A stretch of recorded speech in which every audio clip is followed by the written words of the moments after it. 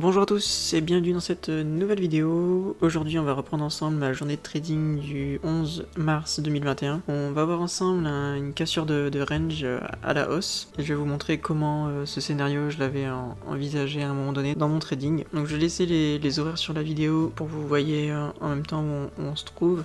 Alors vous avez ici un graphique en bas, c'est un graphique qui est en 1 minute. Donc chaque bougie représente 1 minute de cotation. Et en haut c'est un graphique en 15 minutes. Donc sur une échelle de temps un peu plus longue, chaque bougie représente 15 minutes. Donc comme vous pouvez le voir, le marché monté un peu en escalier par palier, donc on a un palier ici, on a le deuxième qui est ici pour le moment. Donc une stratégie de cassure à la hausse c'était envisageable. Donc le marché est ouvert exactement ici. Je traite comme d'habitude les futurs S&P 500. Donc on voit le marché qui monte dans un premier temps, j'ai aucune opportunité pour rentrer, du moins j'en vois aucune. Peut-être ici un retour qui n'était pas assez conséquent pour que je rentre juste en dessous des 25. Est assez haut mais il fait pas de retour pour le moment. Et là le marché il revient complètement sur nos niveaux de départ qu'on avait cassé. Néanmoins je vois aucun acheteur qui se manifeste, qui vient bloquer les prix pour le moment. Voir au niveau des 25, c'est là où vraiment ça est cassé.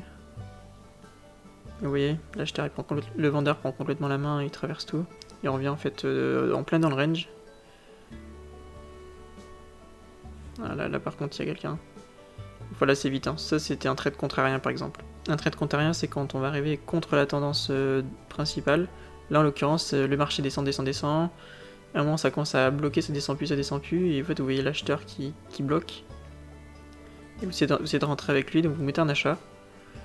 Et vous essayez d'attraper une respiration de marché où le marché va remonter de quelques points. Oui, je vois bien que si ça bloque assez bien sur les 25.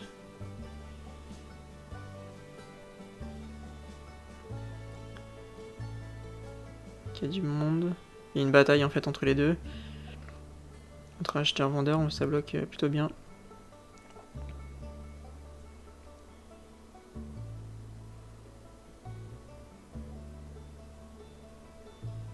Ah, voilà, je décide de mettre un short du coup. Je vois qu'il y a quelques tailles. Bon, en face, ça achète aussi. Donc j'ai un stop à un point au cas où.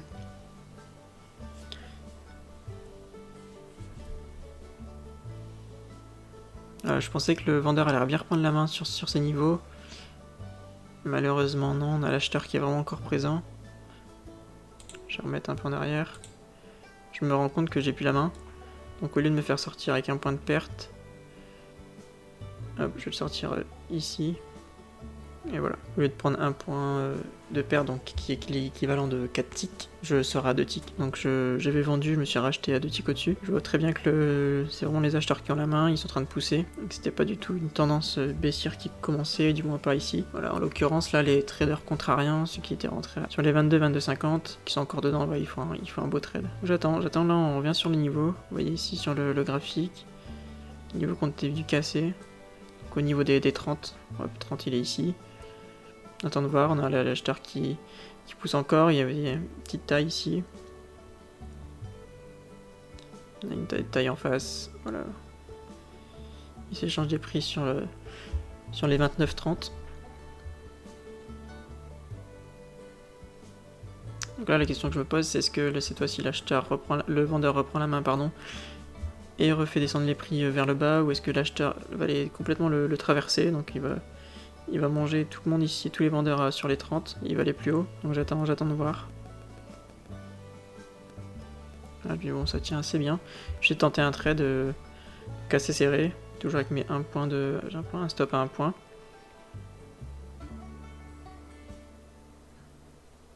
Là, je double ma taille, je vends en 4 lots.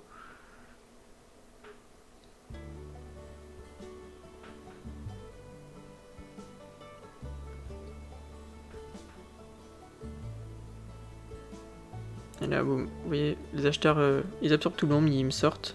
Donc ils me sortent mes 4 lots, je prends ma petite perte. Au moment où je rentre, en fait, il n'y avait plus de vendeurs, c'est plus insistant. Et le marché continue de monter, donc on passe le niveau.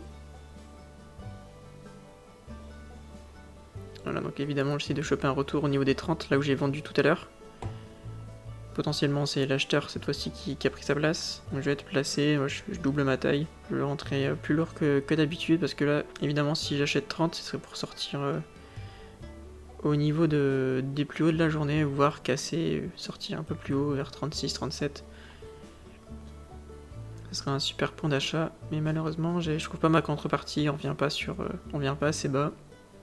Ça achète directement 31. Mais mon curseur, je suis sur le prix, mais je clique pas, j'ai pas envie de l'acheter à ce prix-là. J'attendais le prix parfait, donc vraiment le retour sur niveau. Et malheureusement, il y a vraiment ici, il y a quelqu'un de costaud. Il y a un petit iceberg, je pense. Il laisse passer personne. Il sert la contrepartie de tout le monde. Hop, et là on casse. On est en train de casser, on arrive sur les hauts, donc là je me dis bon. Pourvu qu'il n'y va pas tout de suite, il casse pas tout de suite les 35. Comme c'est mon scénario, j'aimerais bien en faire partie. Donc j'espère qu'il fasse un retour avant d'aller les casser.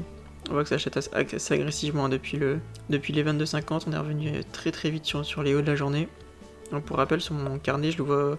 En regardant le carnet, je sais qu'ici c'est les hauts de la journée, puisque cette zone est grisée, c'est des prix qu'on n'a pas encore été chercher. On n'a pas encore eu d'échange sur ces niveaux de prix. Donc là, le plus haut de la journée, à ce moment-là, c'était 34,50, où il y a eu 130 lots d'échangés en tout. Voilà, donc là, je me place, j'espère faire prendre un retour au meilleur prix. Je place à 32.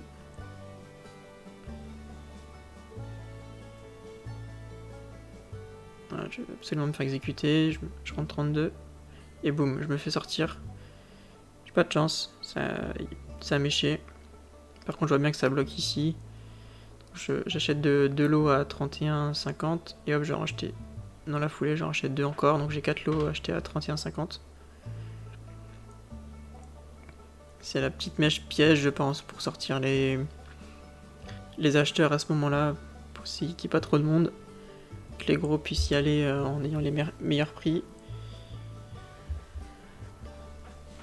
Bon, à force on a l'habitude, donc on sait qu'on peut rentrer sur ces niveaux. En plus c'était des niveaux de prix bien traités. On a toujours en tête les 30,75 de tout à l'heure aussi, qui avaient été fortement achetés par l'iceberg. Du moins le gros acheteur ici. Voilà, donc j'ai mon stop qui est en dessous de ces niveaux assez traités. Donc là le marché cote au-dessus, donc on est plutôt bien. C'est dommage de se faire sortir juste avant, où je peux sortir sur mes 4 lots alors que j'ai la bonne vision sur le moment.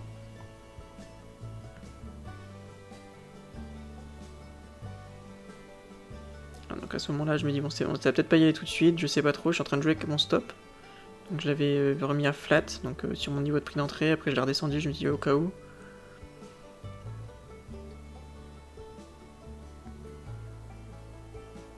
J'ai pas envie de me faire mécher une seconde fois, c'est bien, ça peut être possible. Hein. Qu'il y ait un petit mouvement à la baisse assez rapide et qu'on se fasse stopper. Voilà, donc là on est en retraite les hauts de la journée. Vous voyez, j'ai des lots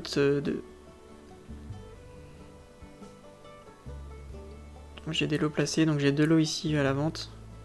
Donc genre, j'ai pour intention de revendre 2 lots à 34,50, vraiment sur les hauts. Et puis après, donc j'ai découpé ma position, j'ai encore un lot placé à 35 et un lot à 35,50.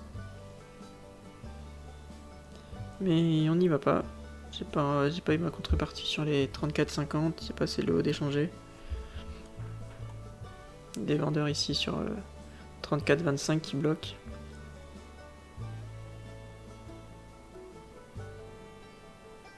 Voilà, donc j'espère au moins sortir la moitié de ma taille sur les 34,50, puisque ça correspond à 3 points de gain.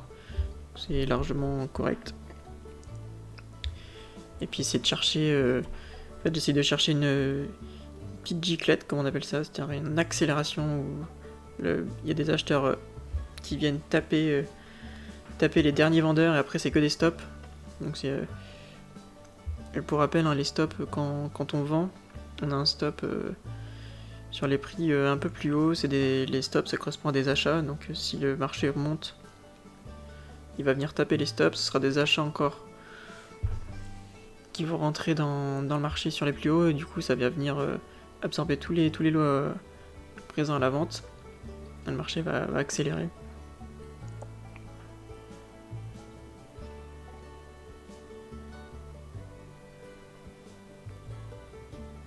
Voilà, là je comprends que 34,50 c'est compliqué, essayer de sortir 34,25. Au moins le... Regardez ce qui se passe ici en même temps. Boum, on est venu taper les 31,75, j'ai fait me faire sortir mes 4 lots. Donc à flat. Et heureusement il y a quelqu'un ici, là pour le coup j'ai un peu de chance, il y a quelqu'un ici qui a racheté direct, qui a repoussé les prix à la hausse. Donc je sais qu'il y a quelqu'un qui protège au niveau des 32, 30 et 75.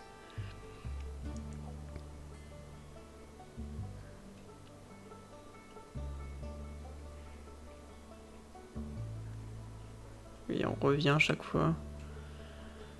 Mais bon, ça y va encore. Ça tient pour le moment, donc je reste dans mon trade, hein, hors de question de sortir maintenant.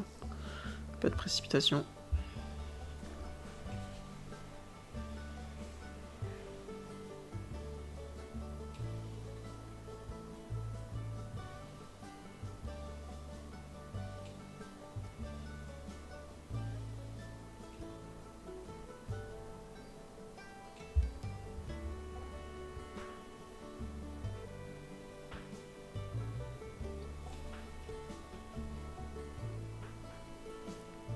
Donc là j'avais juste pas grand chose à faire, hein, juste mon curseur sur le carnet, juste à attendre, voir si y a pas un gros vendeur qui viendrait à ce moment-là venir me stopper ou juste attendre. Hein. Mon trade est sécurisé, j'ai ma position à flat. J'ai mon stop sur mon point d'entrée, donc j'ai juste à attendre voir s'il veut me faire exécuter mes lots de sortie. Le scénario est toujours valide. On joue la cassure des 35.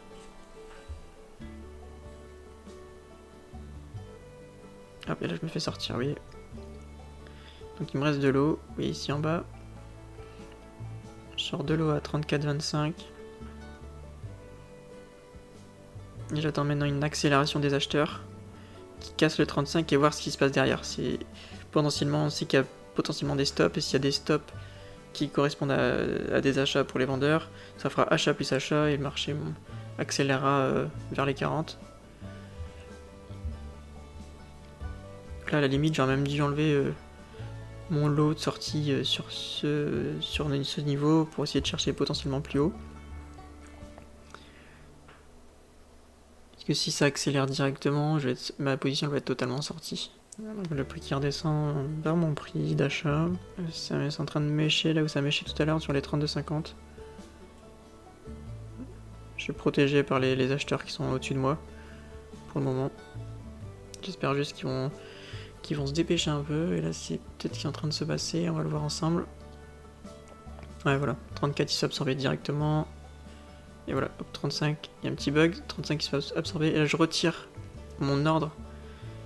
J'ai failli me faire sortir sur les 34, sur les 35. Je retire mon ordre, mon lot que j'avais mis pour revendre mon dernier lot. Puisque j'essaye d'attraper la giclette, fameuse accélération, mais que je ne trouve pas. Ah, donc je le ressors ici. Voilà, tant pis. On peut s'attendre à ce qu'il y ait une accélération haussière, donc qu'il aille chercher des prix beaucoup plus haut, très vite. Mais on voit que ça a bloqué encore. Il y a encore le vendeur qui nous cassait les pieds depuis tout à l'heure. Il était aussi présent apparemment sur les 35, de 35 à 36. Je vais me faire exécuter sur les 37, il va pas plus loin, ça bloque. Bon, j'ai pas ce que j'attendais, du coup on s'en va. Alors pour ceux qui ont tradé cette journée-là, ils vont se dire attendez, à être plus patient, parce que regarde ce qui s'est passé derrière. Le scénario était complètement valide. Le marché a fait que de monter derrière, mais bon, ce que j'attendais, je l'ai pas eu en fait. Cette bougie-là en fait, et ce niveau sur le graphique là où ça accélère fort, je l'ai pas eu et je me donne encaisser aussi ce trade, ça me rembourse mes petites pertes. Et c'est un gain plutôt confortable, il y a une décision qui est prise à ce moment-là. Hein. Je sais pas ce qui va se passer derrière, est-ce que le vendeur sur les 35 allait reprendre la main, etc. etc. Donc voilà, l'exemple de cassure haussière, donc on voit assez souvent en ce moment, grâce au quantitative easing. Les marchés font que de monter. Et à force de les travailler, on les comprend mieux. Ici, hein, quand je me fais stopper ma deuxième fois, je comprends très vite que le marché a plus de chances de repartir chercher les hauts que de repartir à la baisse. On voit les acheteurs très présents qui ont complètement corrigé le prix ici, ils sont remontés très vite. Donc je tarde un peu à rentrer, mais dommage, je me fais sortir. Mais là, j'ai vraiment pas de chance sur ces niveaux-là.